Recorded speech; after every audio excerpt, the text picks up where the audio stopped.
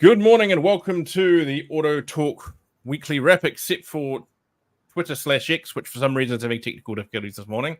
But we are live on Facebook, LinkedIn, YouTube.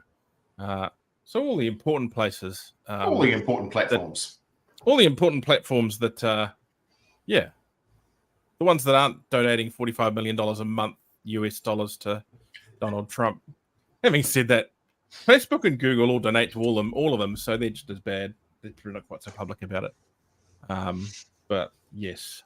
Anyway, now joining me today is former head of the MIA and guy from NZTA and all sorts of other government departments, David Crawford, and Graham McDonald sitting there down the bottom on a used car yard in West Auckland.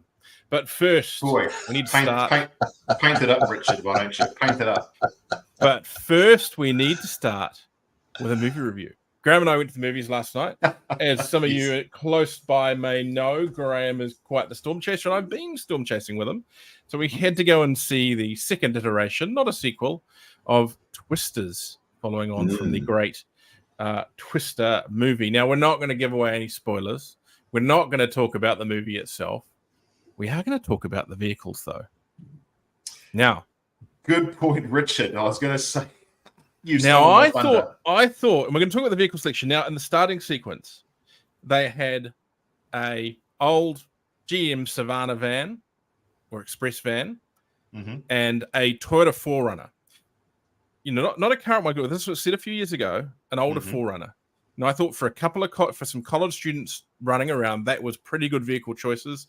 The Chevrolet Express van, pretty much on par for the storm chasing community. When we storm chase, that's what we're in. 4Runners, pretty much on par for slightly grimy, hippie college students. Parents bought it for them. Yeah. Graduation present, bought the 4Runner. Yeah. Exactly. But then Richard, we go through to modern day. Did the 4Runner survive is the point? No. The 4Runner, no. And that's not a spoiler alert, so this builds in the bigger picture. Well, did we know if it didn't survive? Well, we didn't actually see it. It got blown away. So we don't know if it survived. It could have landed on its feet 5 miles away. Okay, this is marketing. Okay, right. No, so let's just say it. Yeah. Well, no, it's not marketing because let's be clear. Which brand did they clearly have an alliance to for the production of this movie? Oh, I don't know. Could it have been every second shot was Ram? Yes. And the two hero vehicles of the movie. We're not giving away anything here. Were two Rams. One was a TRX, and one was a slightly older, made to look older, but I think it was that old. 3500, I think it was 35. Yeah, dually 3500 dually, no less. 3500 dually, right? Yeah, so quad cab extended bed dually. So basically, the biggest thing that Dodge builds without needing a truck license to operate. And don't forget, there are also the Durangos. Yep.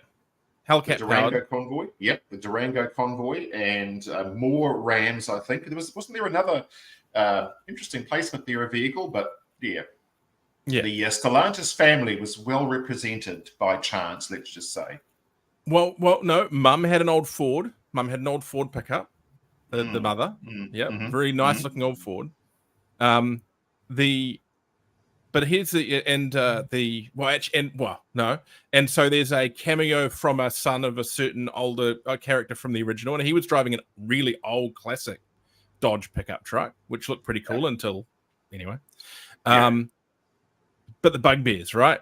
So the convoy they have initially is all driving brand new Stellantis products, and the TRX is leading the pack and going hardcore and driving Hellcat engine roaring, blah, blah, blah, blah, blah. Great. And I can get the Durangos going hardcore, keeping up, whatever. But they do all these close-up shots, the TRX flying through terrain and making all the sound. And then they cut the wide shot, and every single time the Dodge, the Ram van, ProMaster van, so a Fiat Ducato, was keeping up with it perfectly. Did you not pick up on that? TRX howling Hellcat engine, wide shot, and a 3.6 liter V6 Fiat Ducato was keeping up with it perfectly. Well, I was more concerned about their following distances. I was going to make a point about how they weren't observing the correct US road rules around following distances. Was it 100 miles an hour they're doing, and 95 miles an hour with a distance of about 5 meters between each vehicle in perfect convoy, and the executed 90-degree turns. That was crap in terms of the vehicle wrangling.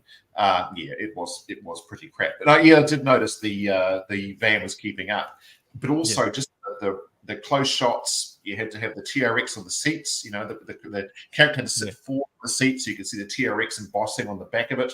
The tailgate shots are always perfectly, just so you got the logos and bits and pieces in there as well. I mean, I've seen product placement before, but boy, this was basically they went to Stellantis and says, "Hey, we want to sell some Rams. Can you guys make a movie around that?" Yeah. It also survived a near full rollover without any damage on it at all. As he said, yeah. and we'll say the same for the 3500, right? That went through some crap, but at the end it was in perfect condition. To be fair, Richard, having been an ex-Ram owner myself and of a generation when they actually were built out of melted down road wagons in a backyard shop somewhere in Pittsburgh, you can roll a Ram, I think, pretty comfortably and drive it away again. And a 3500 heavy-duty dually, those things are the automotive cockroach of the world. Come the Armageddon, they'll actually still be crawling around towing horse floats. So no problem for that. That's just all that makes work for the 3500. Anyway, I thought Top Gear have a go at destroying a Toyota Ute, and it just kept going. You know, they dropped it. David, keep up, please. That's kind of like the internet of all things Toyota. That's been emulated. It's been done by 3 other YouTubers now, I think. I see. Keep up, David. Keep up. I was just sort of, mentioning maybe that Forerunner did survive. That's the only thing I can believe out of the whole situation is that Forerunner got picked up by a tornado and dropped about 3 miles away, perfectly pristine. So, yes. I did think, however, that there was overt product placement for that particular sequence. Yes. I did think they nailed the storm chasers, though. That scene in the car park in Oklahoma, where they're all turning up, all the tourists jumping out of their GM vans and all that kind of stuff. Chevrolet vans, thank you, Richard. Richard, what Chevrolet vans. Richard, when you went storm chasing, what did you do? Did you pile out of the van like a tourist? Exactly, that's what I'm saying. I think they nailed them. Yeah, well, not quite. Yep. They're slightly less nerdy than that, I suspect. But there you go. That's just me having a bit of a prickly point. Anyway, look. The short review is not up to the original, but not a bad wee popcorn flick. We'll leave it at that. Yeah. I'm not sure I'd see it at theaters, but certainly good for Saturday night on the couch with your mates or the missus. Just don't go in expecting wonders. And then straight to DVD. Did you do that anymore? Or straight to Netflix or something? I don't know. I think it was better than straight to Netflix or straight to DVD. But yeah, I mean, it was written by the guy who made Top Gun. So made the second Top Gun. Is that a good thing? I don't know. It's the movie that's the movie that saved movie theaters, basically. So give him some credit. And he's making the F1 film. That second Top Gun. He's the guy behind the new F1 movie as well, which the trailer came out for that last week, and that actually looks like it could be solid as long as you can get away with the fact that that Bill what's the lead actor's name? Oh. Which one? In the new F1 film. Brad Pitt. The average age of a F1 driver these days is like 26, 27. The oldest one is just hit 40, and Brad Pitt is 60. 60. Yeah. Not that Brad Pitt looks 60. But yeah. Anyway. So moving on from being on a motoring show. On some actual motoring for automotive for the week. And I haven't particularly ordered these stories this week because we're sorting out some technical issues. But let's start off with the key important news. The July issue of AutoTalk is out. Bit of a cracker issue as far as I'm concerned. We have the guys from Auto Trader detailing their future plans, and they're on the cover there, which is great. We go through all the details and all the discussion around the changes to the clean car, whatever the hell they're calling it, standard this week. over the last couple of weeks. Armstrong signs up to the Women in Automotive Accord. We look at the Commerce Commission's work around some dealer finance issues. Turner's Automotive's profit forecast. We discussed that further. Some shifting around in distribution in the truck industry, plus a whole lot more. Really good magazine there. Of course, you can have it for free by going to the website, or if you really want a paper copy, and a lot of people still do, you can get in touch with us. Just email Deborah at automediagroup.co.nz and she will sort that out. We're not doing anything dodgy like sending out invoices unasked to people, not saying who. We've been working on that for years, and if people want a copy, they are welcome to come along and order one from us. And we have a great big chunk of people who do that. So highly recommend. But that is out now. Please go and read it. Great magazine, if I may say so myself. Right. You would say that, wouldn't you? However, there's a good point to that, Richard, is that I find that a physical magazine in a dealership is still a really useful thing to have, because they get passed around the team, and they get passed. You doesn't matter where you go. If the dealership has any sort of, I suppose, interest in the wider automotive industry, you will find copies of the magazine in the most unlikely of places. And sometimes that's the best direction for it. The people you actually want to read it and have an understanding of the industry are those that perhaps are least likely to see it when it arrives only on the sales manager's desk, and that's as far as it goes. So physical copies can work really well. Now, if you want your sales team to read it, keep them up to date, or your management team, but you don't want to go to the expense of going and buying a copy, I am totally fine with you downloading the PDF. We put it out in PDF. We don't use some tricky proprietary format like others do. Downloading it, printing it out, chuck a staple in it, and chuck it on desk. Go for it. I'm giving everyone full permission to go and copy that PDF and go to town with it. We just want as many people as possible to see that book. Right, now let's move on to the news of the week. Motor vehicle spending continues to decline. Again, what I like to say is a bit of a no-shit Sherlock story. Surprise. Yep. Yes, we've seen the stats down, and we're now the registrations down. We're now seeing the money is down. So, motor vehicle sector, excluding fuel, saw a decrease of spending of 5.3 million, or 2.8% in June. So don't forget, that's not all vehicle sales. That's probably down like a lot more, but probably you'll find parts and repairs are probably up in the same period due to the fact that cars are on the road longer. I'd say decline in motor vehicle spending is a clear indication of reduced customer confidence and economic uncertainty. When compared to the previous quarter, the June 2024 quarter shows an even sharper decline of 9.8%, or $61 million in motor vehicle spending. So over the quarter, that's $61 million not going into dealers, parts stores, all those various things. Fuel is down by 24 million, or 4.6%.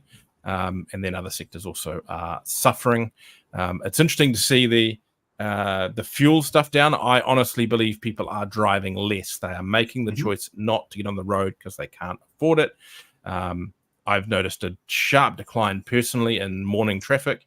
And also similarly, we've been doing a bit of travel lately for work, and we're noticing a significant drop in the price of accommodation out there, which means people are just not traveling on the road.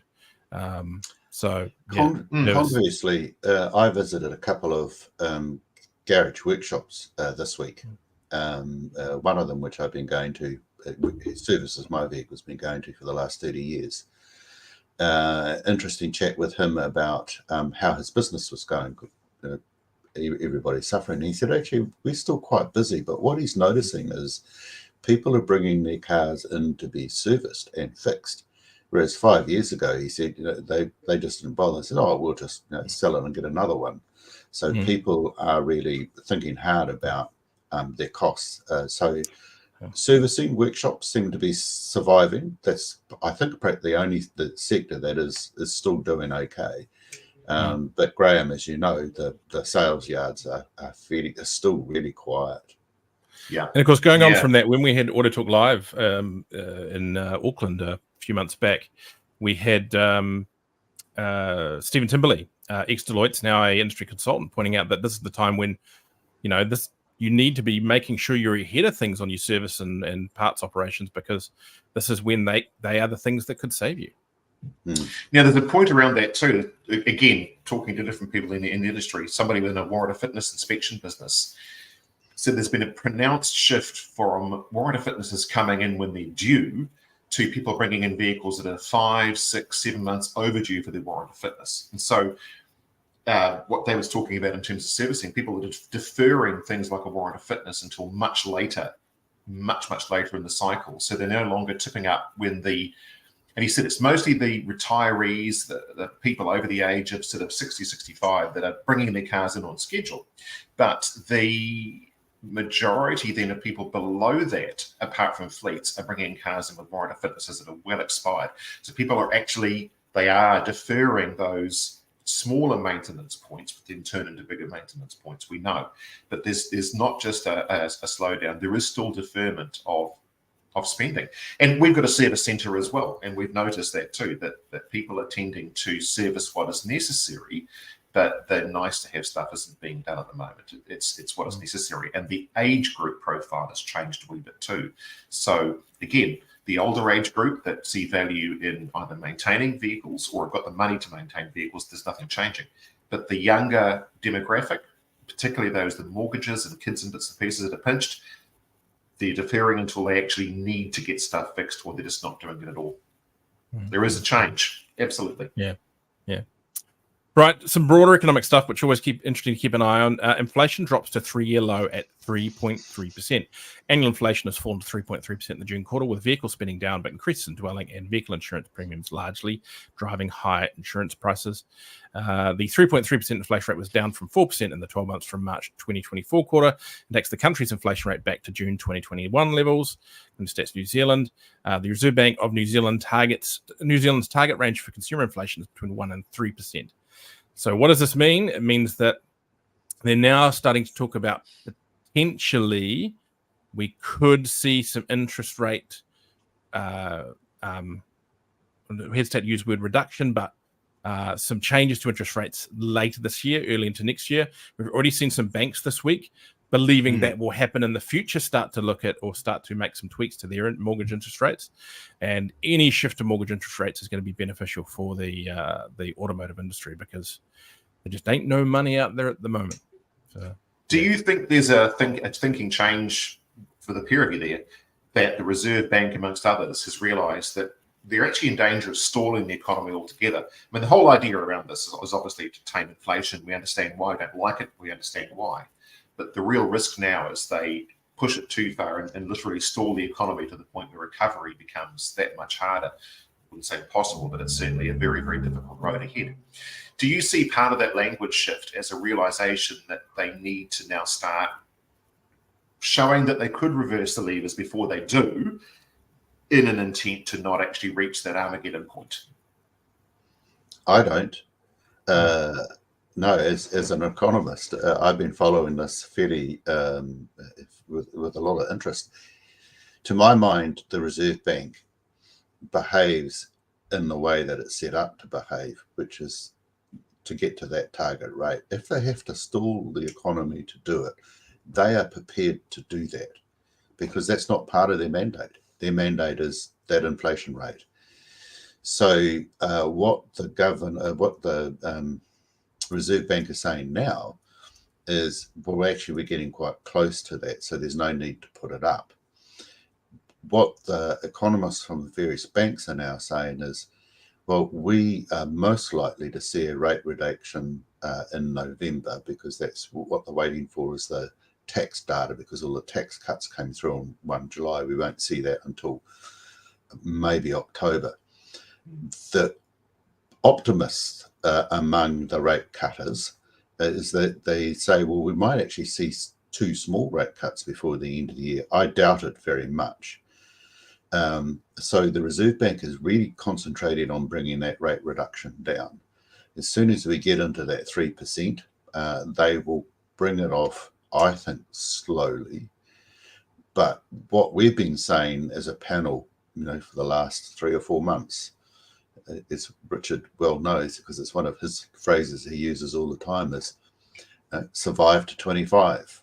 And I think that has been the right call. What I have seen, just as an aside, because we were wrapping up our parents' estate, and my father bought a whole lot of shares a long time ago and has sat on them. So as part of a trustee of the estate, we're now looking when to sell off those shares. We saw an immediate lift in share prices post that 3.3% announcement. That's the market saying, actually, we think that this has now hit that sort of turning point and is starting to head in the right direction. So there's a little bit of optimism out there. And I think survive to 25 has been the right call. I had been dubious as to whether it might go on longer, but it appears that the Reserve Bank's slavish drive to cut that inflation rate at all costs means that we're reaching it a little bit earlier. And it's really hard on businesses, Graham, as you know, but I think that's how the Reserve Bank's behaving. I think you've also got to consider what's happening with the government over the top of that, in that I believe the national government wanted a hard, sharp, short downturn, because the argument being was the economy needed it, and they want to be able to get it all done and dusted, the worst of it over, no matter how bad it got in the first yearish. So then they've got 2 years to rebuild and start doing wonderful things before the next election. They've not shown very little interest in putting much stimulus into the market for bailing anything out or assisting anything. You had Chris Bishop making comments around New Zealand could actually do with a housing crash, those kind of things. I think they wanted it to get bad fast, reset what needed to be reset, so that then they can move on from it. I think that, yeah, we will start to see something coming later this year in regards to interest rates and maybe some recovery. But I also wouldn't be surprised if things get a little bit worse before that happens. And the housing be interesting market, to see. Yeah, the housing market, Richard, is starting to all of the overheatedness of the housing market is coming home to roost, because all of those fixed mortgages have been redone this year. And it's the first time in a long time that we're starting to see more houses on the market than buyers. So it's now become a buyer's market rather than a seller's market. And that's a sure indication that the heat has come out of the housing market. And that's also one of the indicators that you look for when you want to do a correction. I think you are right. I think the government did want to make this short and sharp. But Graham makes a really valid point. You make it too sharp, then the recovery out of it becomes difficult. It's the unforeseen events that occur when you make a really hard, sharp adjustment. Yeah, it's I don't know. A recovery is a recovery, whether it's slow and hard or fast and quick. And I almost think you get a longer benefit as a party out of a steady, slow recovery, where everyone's feeling a little bit positive, a little bit positive, a little bit positive, as opposed to things bouncing back really fast. I almost think that's but the economists over the years have tried to stay away from the huge swings, because when they come in and they make adjustments and you get a really big swing either way, that's not a good thing. So they try and smooth out the lows and the highs. I'm not sure what's happening this one. I think that if you take a maritime term and look at waves, the pitch between the waves is really long. This sort of low turn, it's been slow for a very long time. And the damnation of a 3-year election cycle and the fickleness of our public to sustain anything longer than a complete and total reversal of all fortune within the space of, well, it's really 2 years. You get 2 years as a government to do what you want to do. In fact, actually, you get 1 year to do what you want to do. As we all know, you get 1 year to sort of reset and say it's everyone else's fault and outlay what you're going to do and do the really bad stuff first. You get 1 great year to do all the things you actually want to do, and then 1 year talking about all the things you're going to do when you get re-elected. That's politics, and it does make it a difficult position for the current government as to how they're going to sell that third year with enough recovery in the economy to say, look, we did it, things are better, elect us again. It's just that damnation cycle.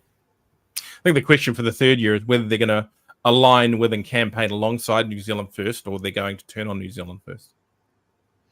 Oh, I think the politics is going to get interesting. if this was a political show, don't start me. Well, you know, Rate. as they say, a day in politics is a long time. Well, this last week in the USA has seemed like an eternity. Yes, Trump's going to win.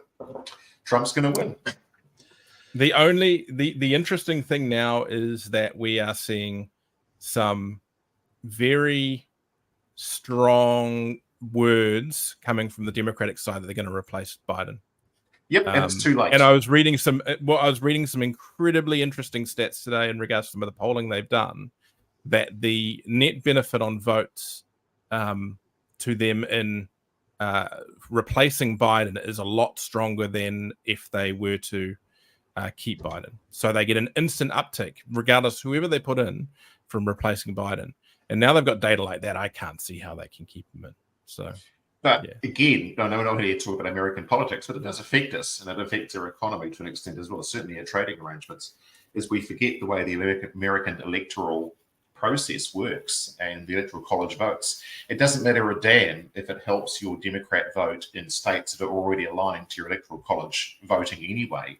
What Trump has learned correctly from mistakes made in the past is to focus on the swing states where there's been a movement away from, should we say, Democrat-aligned policy to the concept of freedom and rights. And as long as you can pick, I think, at the 7 states, there are 7 states in question. As long as you can pick those 7 states away, it doesn't matter whether all of California votes for you, whether they get like 100% vote for the Democrats. It matters not one little bit.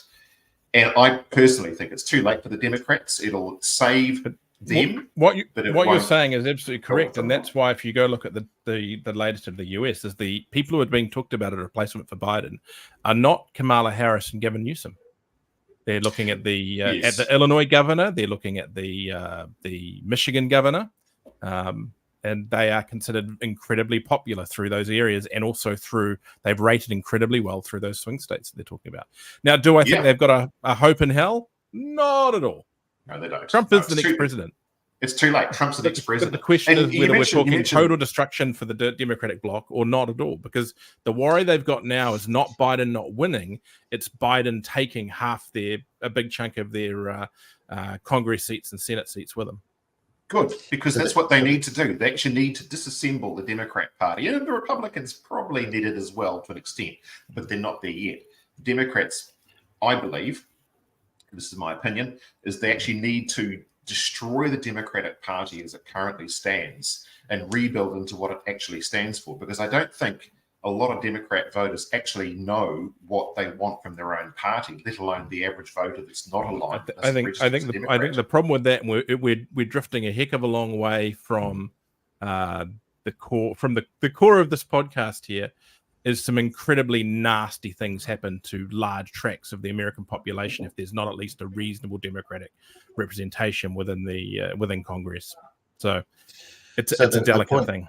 The point I was going to make, Richard, is it appears that Trump is on for a win in November. I think he's been quite astute in getting J.D. Vance as his deputy because of his age and profile. I think that's a nod towards the future. So the question then becomes, what does that mean for New Zealand, and what does it mean for our auto trade?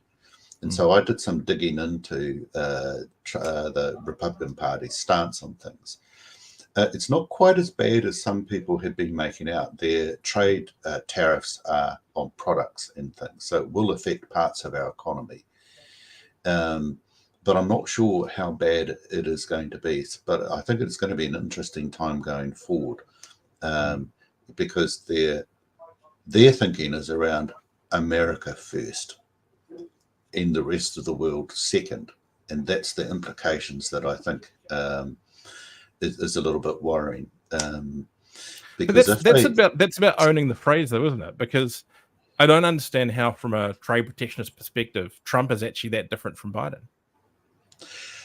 As it turns out, I don't think there is a lot of difference. It's the rhetoric around it. So what you've got is people out there sitting here going, "Well, Trump's all for this or for that," but that's just they've owned the message. It doesn't actually make any difference to whether it's Biden or Trump ultimately.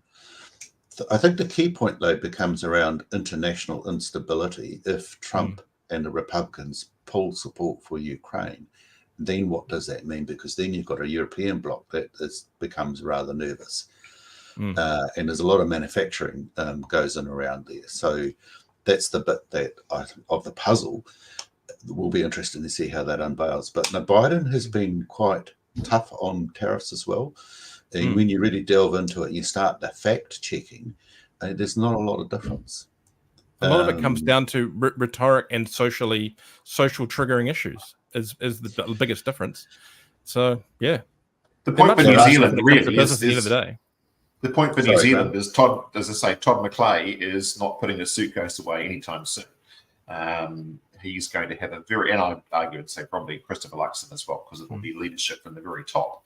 It's going to be a really interesting year for the government of today in New Zealand to navigate their way through the next 12 months of the American marketplace, probably 24 months, and what that means for our economy, and therefore bring it back to our show, what that means for our economy when it comes to selling goods and services, including motor vehicles. Because we are so reliant on all these external factors in the world that have a follow-on seed effect for what we do and what we talk about every single day. Do we sell cars? At the core of it, our whole economy we're talking about on the show is selling motor vehicles, isn't it?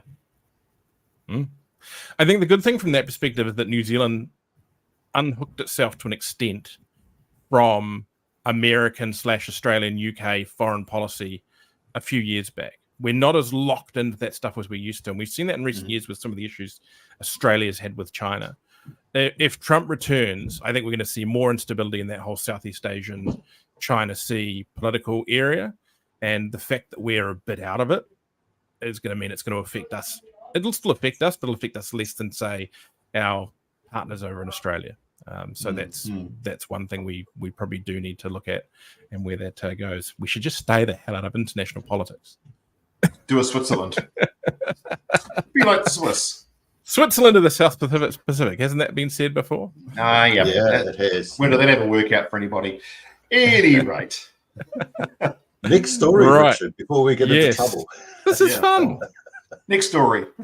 Government seeks feedback on second emissions reduction plan. The government has open consultation on the second emissions reduction plan, ERP2, covering the period from 2026 to 2030, with transport among 5 key sectors targeted.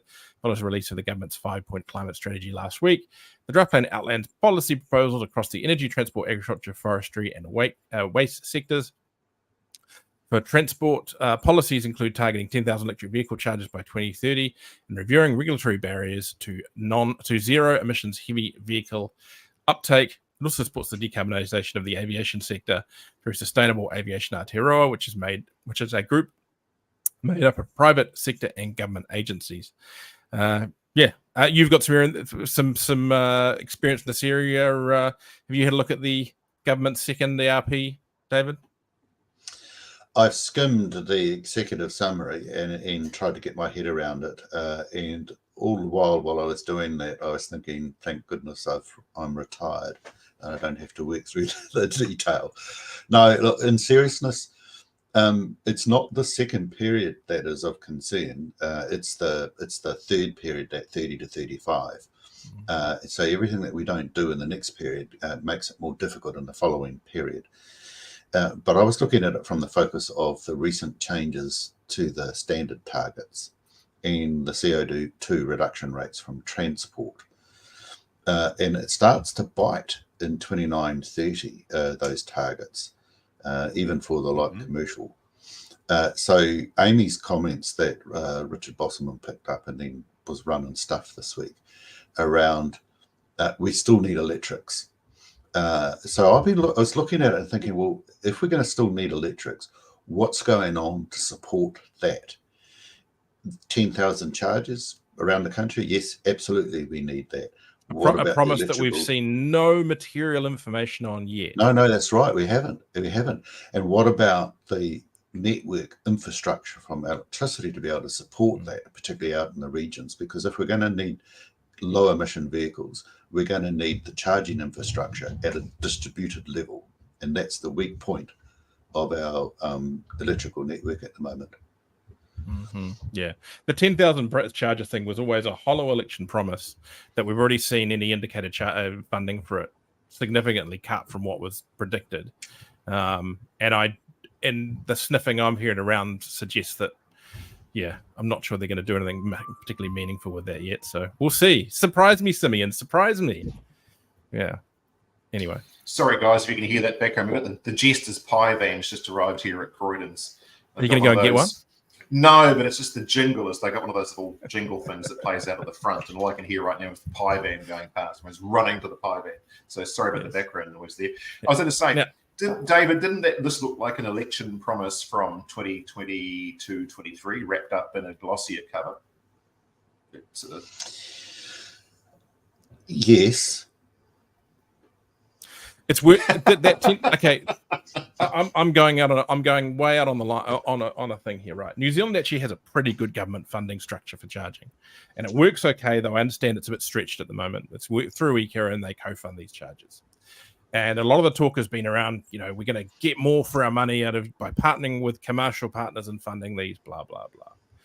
And as soon as they put that out, I was at an electric vehicle event that Simeon was at, and there were a number of charging operators there who at that point had never, ever put a unit in the ground, many of them were not based in New Zealand, and they were following Simeon around like puppy dogs. And what it seemed to me was a bit of a call out there for put whatever in and we'll see who we can wink, wink, nudge, nudge, throw some money at, including a network that I think puts in some pretty poor infrastructure for New Zealand needs. They're not based in New Zealand. And my worry is that's where we're going to end up, is that rather than working with local companies, or at least companies that have some real intent to put decent local infrastructure in, we're going to throw some money at some operators that aren't necessarily as bona fide or good as they should be, because they'll promise that they will, and rather than this current $1 match we essentially have, they'll do 60 cents to 40 cents or 70 cents to 30 cents. And we're going to end up going down that track rather than and with big combined, big contracts, rather than working as to what is the best for New Zealand. So I hope that doesn't happen.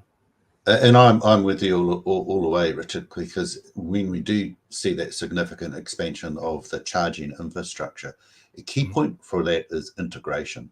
It's got to dovetail in, and we've got to have similar standards. So we can't have bespoke, unique standards between different suppliers. That just isn't going to work. We've got to have that same degree of integration like we do have in the fuel companies. Any car can rock up to any fuel company and get filled. You have to be able to do that with your charging, your sockets and your plugs for electrical as well. If we don't get that, it's going to be a biggest mess. I think we're pretty good on the standard. I think what I'm talking about is in regards to things like speeds, nature of the machines, location. There's very smart local operators who have learned a lot about what to put in place, and international operators, the fuel stations, they are doing a very good job as well. We've just got to be careful we don't get someone coming in saying we'll put an X and we'll put it there, but they don't put the thought behind it. They don't put there's reasons behind why they're putting stuff where, rather than just what's good for vehicles. I honestly believe the fuel companies are one of the very best places to take funding and make the most of it, because they've already got the land and it's already put in places where people want to go with facilities around it.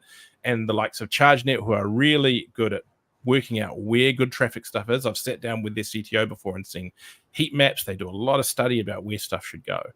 And they put in good quality equipment, and we need to focus on that. Now, it could be an entirely new operator that comes in and gets that funding, but as long as their intent is in the right place rather than just a cash grab, as we have seen a little bit in the past with various programs around this. Right, let's move on to some actual dealer stuff rather than politics. Unless you had something to say there, David? I was just going to... You go first, David. Yeah, I was just going to say I've been a stuck record on this for about 15 years, is that fuel companies need to see themselves as energy companies. And I'll echo that and say, as a part-time EV driver, not a full-time, with thanks to Richard and the team, and obviously some of the distributors here in New Zealand too, I based all my charging around service stations rather than other infrastructure, because for a latent user like me, it was easier, and I had other facilities around. So I echo the points you're making, but I was all going to say, don't forget, also the discussion has to be around distribution.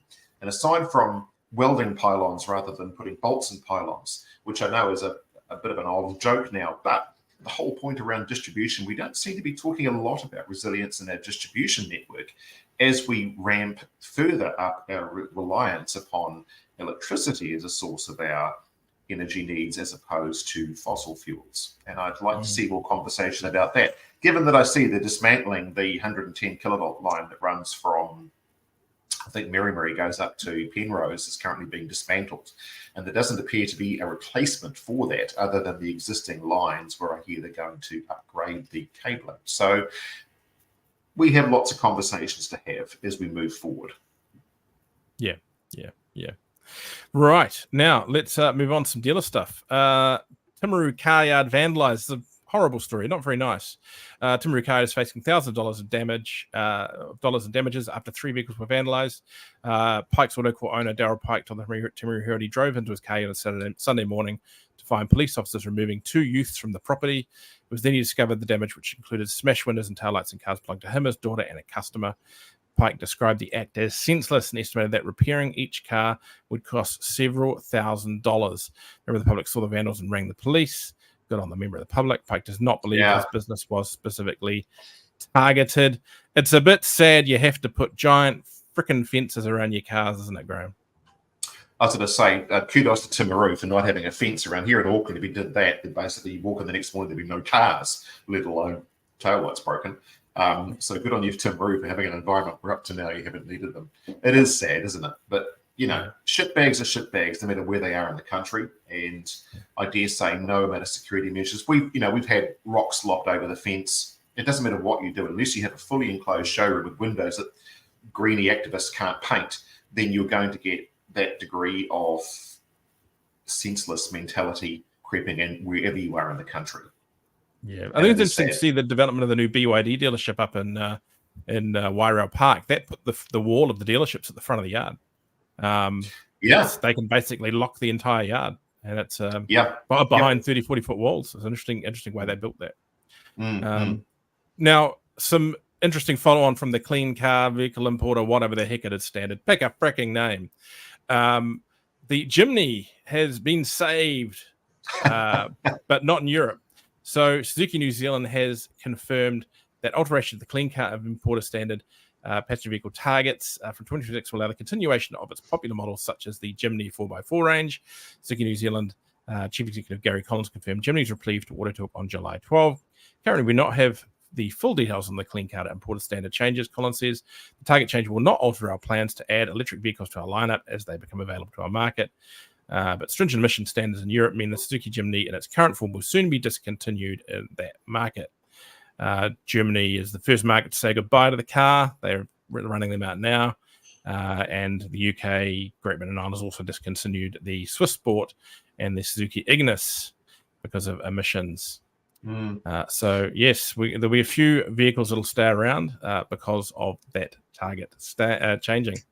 Which is a shame, because I do like the Jimny. I think it's a very clever little vehicle, and it's certainly it gets to stay. It gets to stay. Yeah, it's done very well for Suzuki New Zealand, but I'd argue and say that it probably does very well in the UK and other European markets as well for what it is. It just reflects that Europe and the UK started their emissions reduction profiles for vehicles a long time before we have.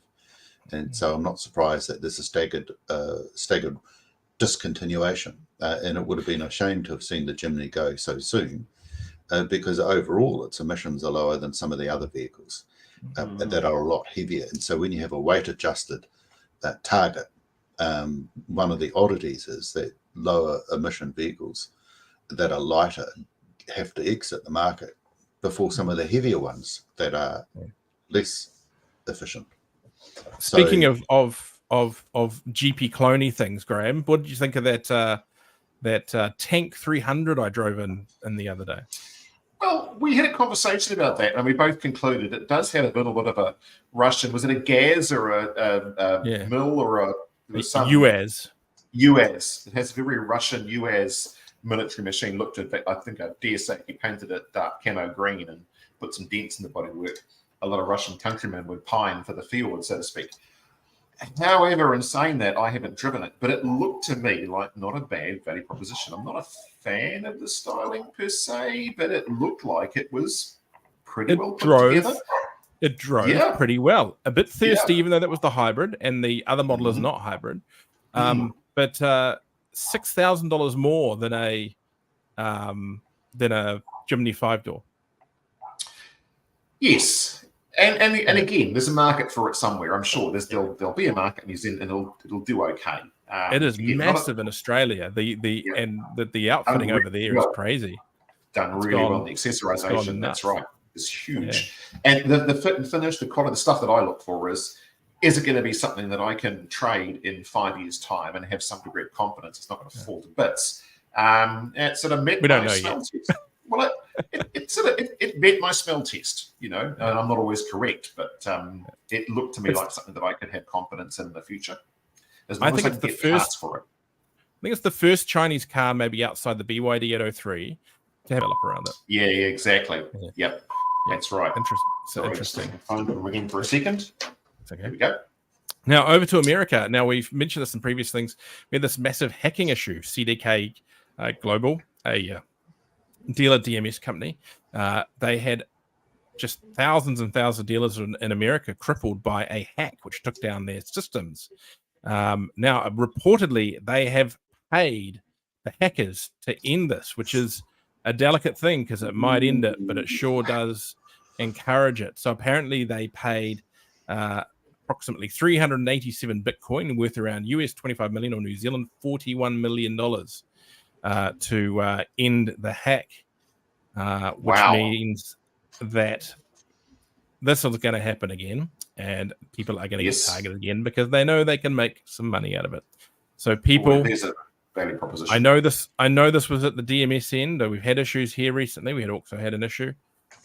Make sure you secure your computers. Make sure you speak to a cybersecurity expert, and make sure you're taking best practice efforts to secure your systems, because you don't want anything like this happen to you. We've been hacked before at AutoTalk. AutoTalk's been hacked before, and we had to get things back under control.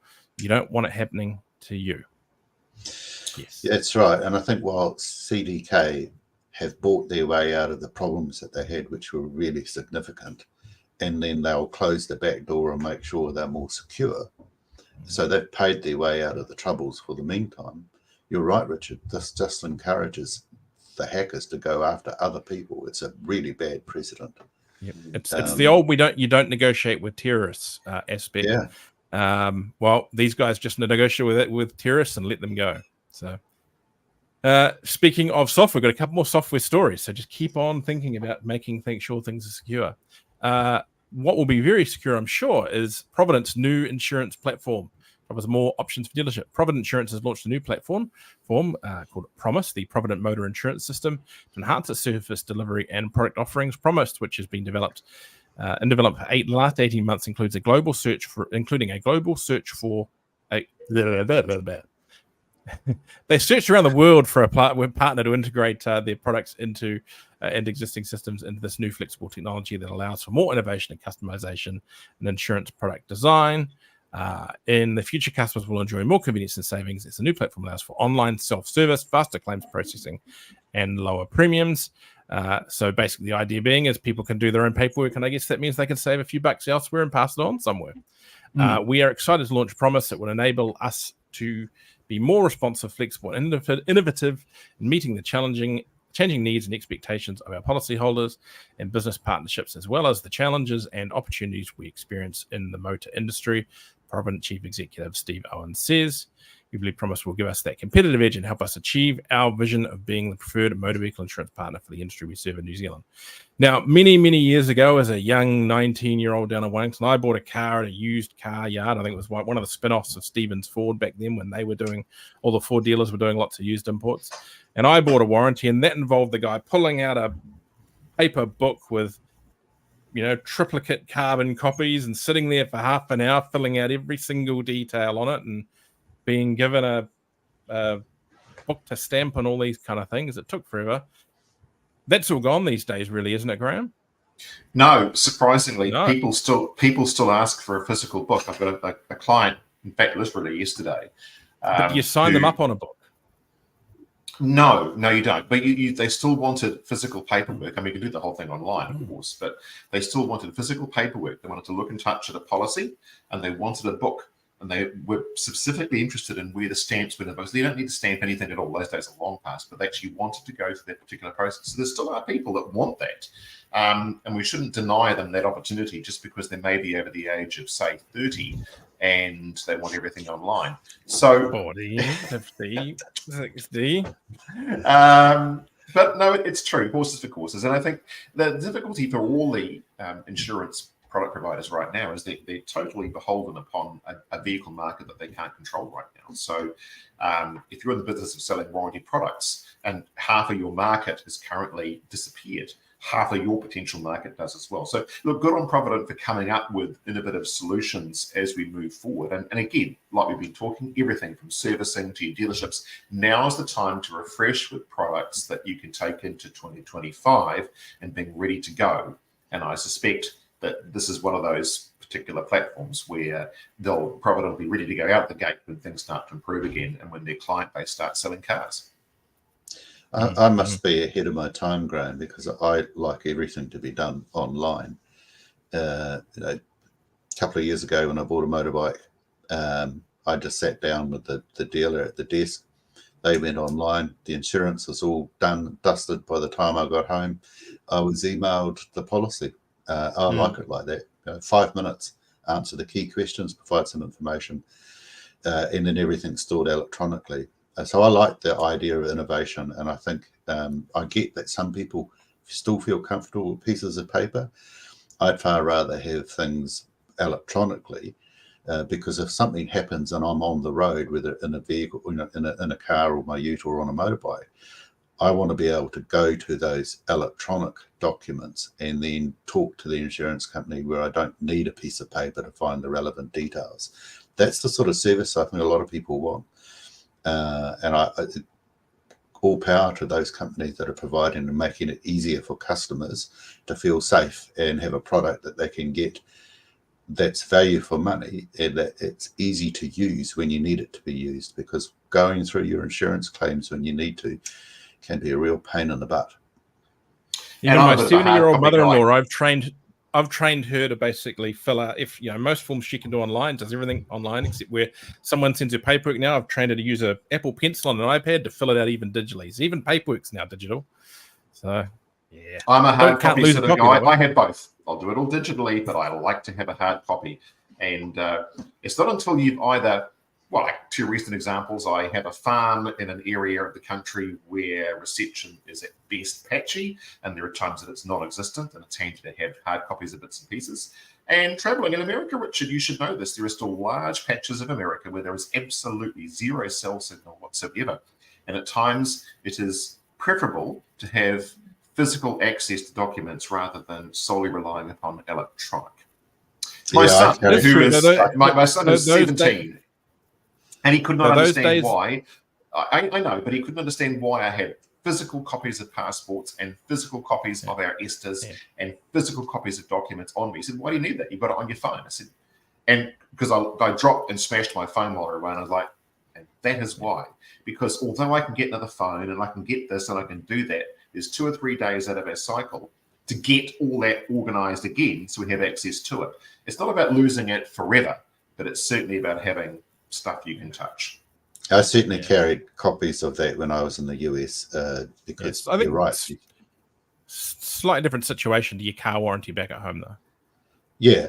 No, I do get that you, but you see, they email you that stuff anyway. You can print it off if you need it. Yep. I just like the idea of having it filled in electronically to start off with. So then I've got the option of printing it out if I need it. I don't want to have to carry paperwork away from me from the car yard. I think the key thing for this too, though, for dealerships is integration, right? I mean, it's all very well, Graham. You're in a relatively small operation there, not to be rude, but generally everyone there is pretty much on it. You know what you're doing in regards to those things. But if you're running a large group, you want integration where you have your sales guy, because business managers are still a thing, but not everywhere. They're not always dealing with everyone through the process, where your guy comes down, sits into his computer, starts processing the sale by filling in the SIN card to print out on his computer. It pre-populates off the license. It then starts pre-populating a finance application and suggests that to the client. It then suggests you push this button here for a finance quote, pre-populates that. You want in these systems in these dealerships where you've got multiple people doing things, which is the way it happens now, where this stuff is, you're not missing out on these things. You're not screwing it up. You're not forgetting to ask for that, because that's profit that could be running through the business and not going out the door. So I understand my population. Yeah. I'm not a Luddite. Of course we do. And we do everything electronically here as well. And that's ultimately what it's about, though, I think, is actually the next stage of these things, which is making sure that none of the stuff gets missed and it becomes as simple as possible to sell as many valued add-ons as possible. That the customer needs, wants, or is appropriate to sell, of course. Appropriate is the key word. Yes. Your camera's having difficulty focusing on you, Richard, as you move your arms around. Seesawing in and out. He's getting so excited talking about warranty products.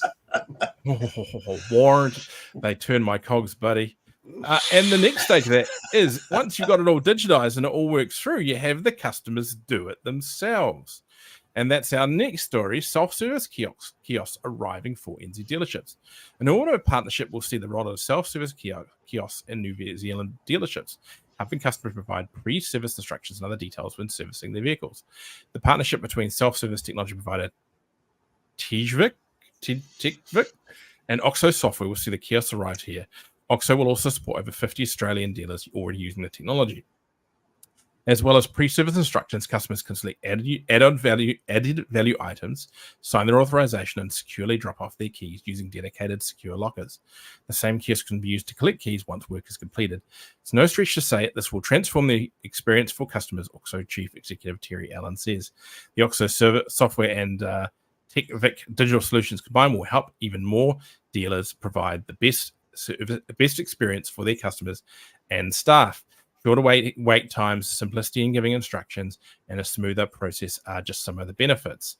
Autosports Group will be the first to introduce the digital check-in and check-out technology at its BMW sites in Auckland this month. Interesting technology there. I've got to say, I've had some service experiences where I would rather have dealt with that. We all know about the dealership we're talking about, Graham. And have you seen the rise in the service concierge in the last couple of 3 years, as opposed to just the grubby guy in the overalls leaning over the counter, taking your keys off you? And I think there's been a almost meteoric rise, I think, and this is one of those franchise tools that I tend to know more about than I probably do. But I have observed a rise in, let's say, service concierge, where people actually understand that customers want to be looked after and acknowledged and talked about specific needs and bits and pieces. Perhaps for a lease customer, like say lease companies or lease partners dropping off their vehicles, they've got no care in the world apart from dropping the vehicle off and ticking the boxes. But for a lot of other owners that actually want to have a degree of interaction with people that not only understand their needs, but are happy to talk through them and provide exceptional service as well. This is not for them.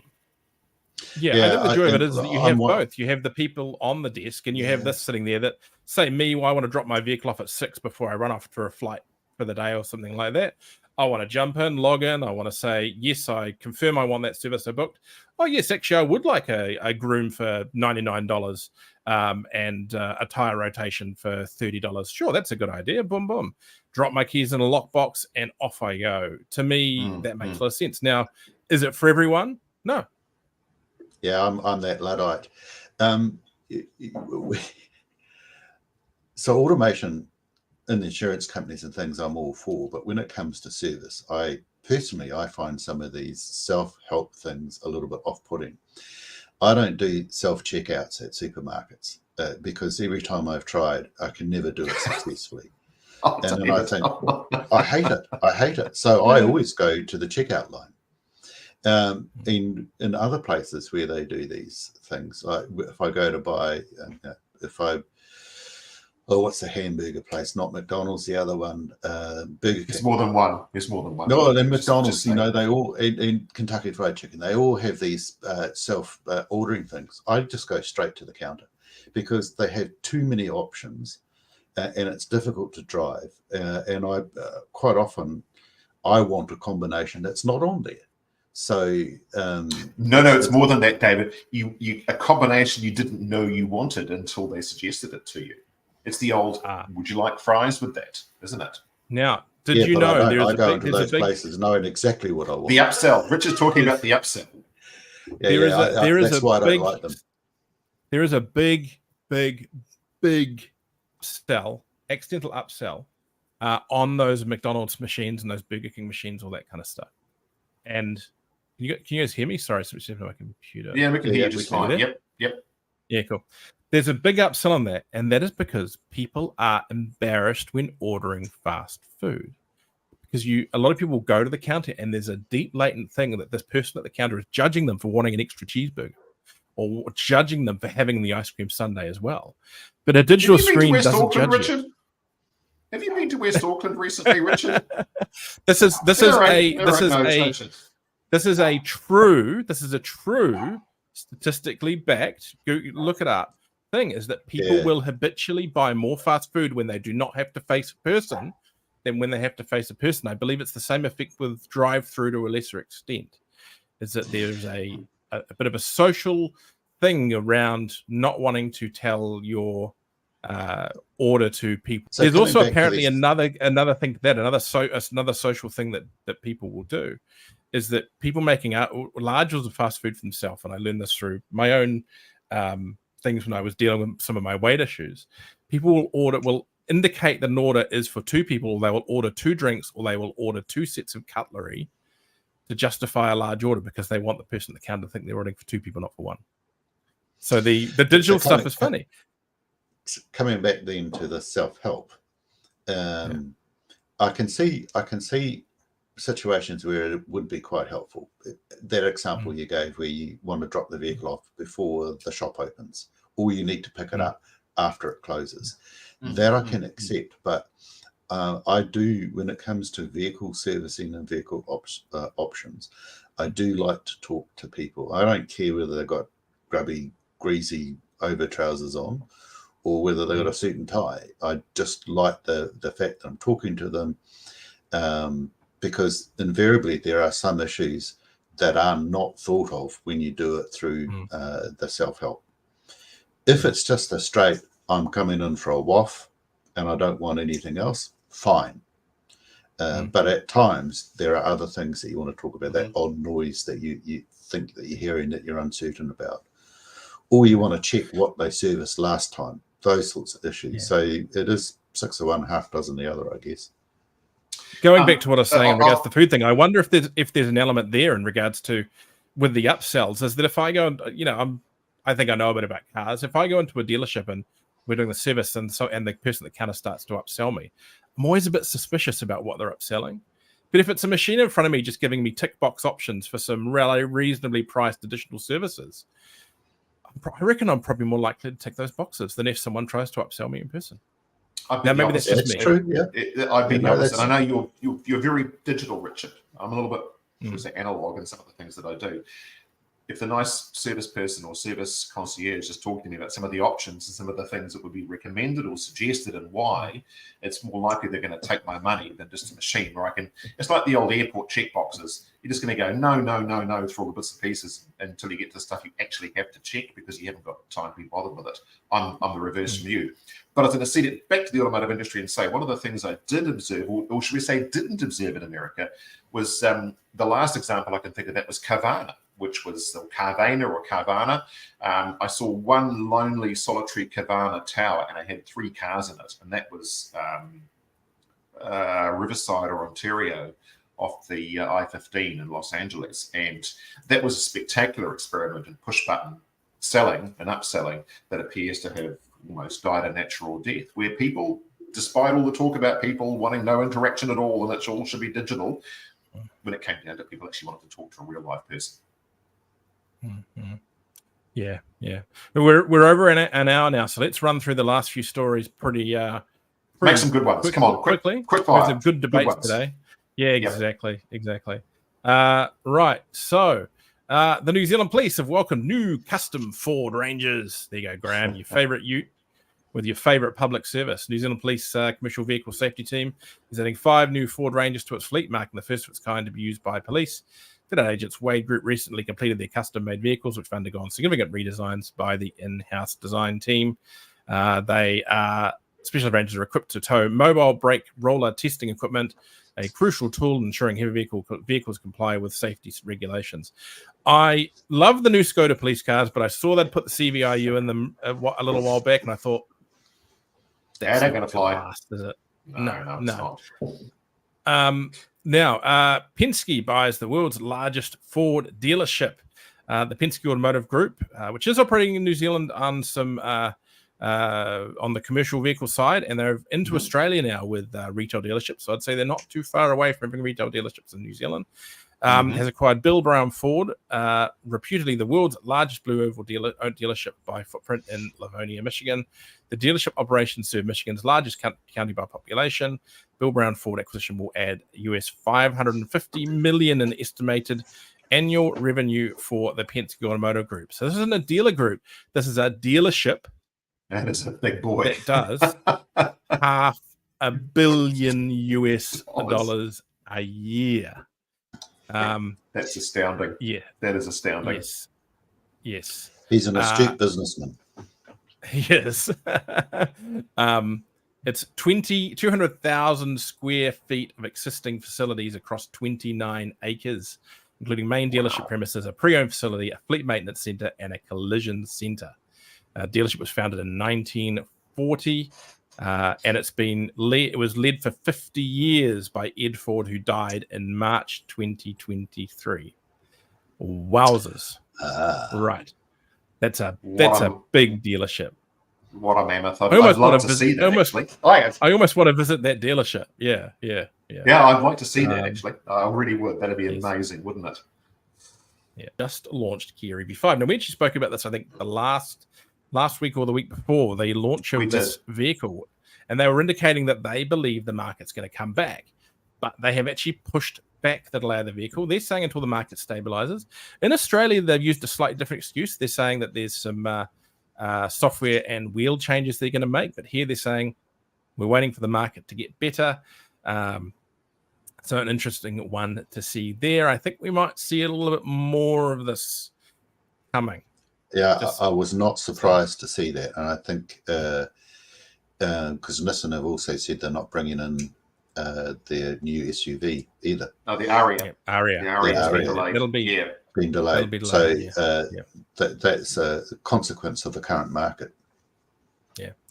Heartland has won the CanStar Savings Award for the 7th annual year running. So they're obviously big in the vehicle finance space. So they have been acknowledged by CanStar for their work, but that sounds like it's on the savings account and term deposit offerings. But that's where they get the money to lend people for that car they're buying off you. So that's important that they're good in that space. And lastly, Range Rover are competing for wallet share with luxury furniture. So JLR Chief Commercial Officer Lennox Hornick says the Range Rover brand no longer competes with automotive rivals BMW and Mercedes-Benz for wallet share amongst its well-heeled clientele, but luxury furniture manufacturers such as Louis Vuitton. Hornick made the remarks during the JLR Investor Day on July 19th, according to Autocar Business and Global Village Space. Jeff S. believes that while luxury was often associated with material positions such as designer furniture, in the past consumers are now placing greater value on experiences and status symbols. It says owning a luxury vehicle such as a Range Rover has become a statement of success and privilege and prestige, surpassing the appeal of traditional luxury items. Did the PR person write that? Yeah, I was going to yawn. That was quite something, wasn't it? Yes. Sorry, a bit cynical. I think we kind of already knew that. Yeah, interesting though. That Richard, one of the points I made last night was the comfy, cushy chairs we sat in at our cinema. I compared to the centre seats of a mid-2010s Toyota Velfire, if you might note, which is one of my benchmarks for a cushy seat. And I've often said, if I could put those seats in a home theatre at home, I'd be a happy man indeed. You could always sell Range Rover furniture. Maybe there's a line that Range Rover hadn't necessarily thought of as a crossover to actually sell their own branded furniture. So you can come home from your luxury experience in your Range Rover shooting geese or whatever you do when you have a Range Rover and sit down in your Range Rover branded chair. There's a thought, business opportunity. It's the weird thing about the status symbol in that I know of more than one person who has a Range Rover, but then they also have a Ford Ranger that they'll go and drive when they actually need to do anything. So yeah. We for reasons of legal reasons, we're not going to go into why. Correct. However, we don't want to get sued. That'd be a bad look for the show. All right, let's go start a luxury car branded furniture line. I could do Tuara Aqua footstools, or I don't know. We could think of something out of Aqua. Surely we can think of other bathtubs. What I really want as a piece of furniture is a business class seat from an airplane, but that's totally aside. But yeah, it's not a new idea. Luxury vehicles have associated with other brands of luxury. Bugatti, for example, do jackets and clothes. So bags and cups and bags, glass and things like that. So it is a logical step. I think what Range Rover have been doing is to say, well, we are now segmenting ourselves separately. They're trying to put themselves into a different market to how I think a lot of people see them. It's kind of an interesting move.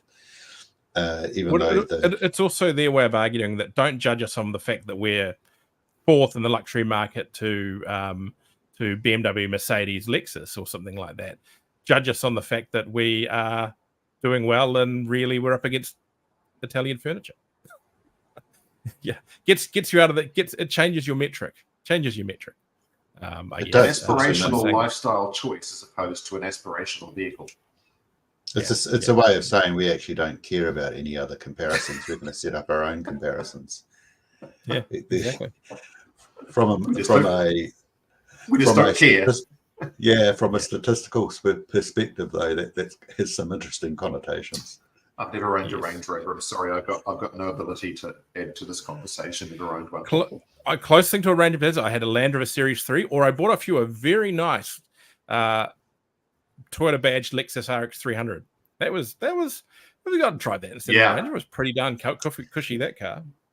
I do like some of the vehicles they put out, though. Just affordability is the issue for somebody like me. Well, they're very affordable once they get to a certain age, but they certainly are to purchase. Yeah. Yes. Hearing that particular conversation before we get in any further trouble, because we like Range Rovers, right? Of course we do. I think I watched a lot of Clarkson's Farm, and it's interesting. He drives a lot of the.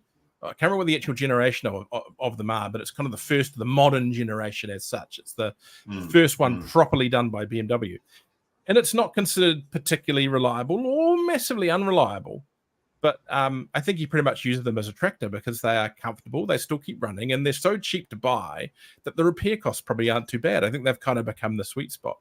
And genuinely usable. So anyway. I have family in the middle of Wales who have a farm, and they use first-gen or second-gen Range Rovers as farm vehicles, as a proper farm tractor vehicles for towing stuff and feeding out in bits and pieces, so it can be done. Well, those older ones even had PTOs on them, didn't they? Yeah. Citing Jeremy Clarkson's a bit of a laugh given his tractor choice Lamborghini, and that's a tractor. Hey, look, he loves the Hyundai Ioniq 5N, which I've got outside, which Graham wasn't too enthused with, but oh no, I was. Anyway. I couldn't stop laughing about it actually, but in a good way. I was just talking about it here at work this morning. Actually, I don't think I've been in a car aside from my drag car days. I don't think I've been in a car that quick. I genuinely don't think I've been in a car that quick before. Yep. No, fair enough. Fair enough. Apparently, though, if you go and drive a Ram van, a Fiat Ducato, they are as fast. So, Yeah. I'll have to go and get one. See how I brought it back around there? Yeah, and on that, my daughter has suggested that I need to cook pancakes for lunch. Yes, and I've got to go now.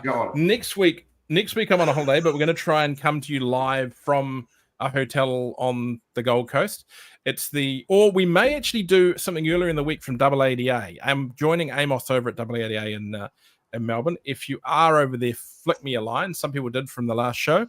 And we might try and catch up for a beersies or something. Or we might do a bit of a earlier in the week version from AADA. Maybe Thursday morning. Not sure what your guys' calendar is like. But Thursday morning live from the AADA. We'll see how we go.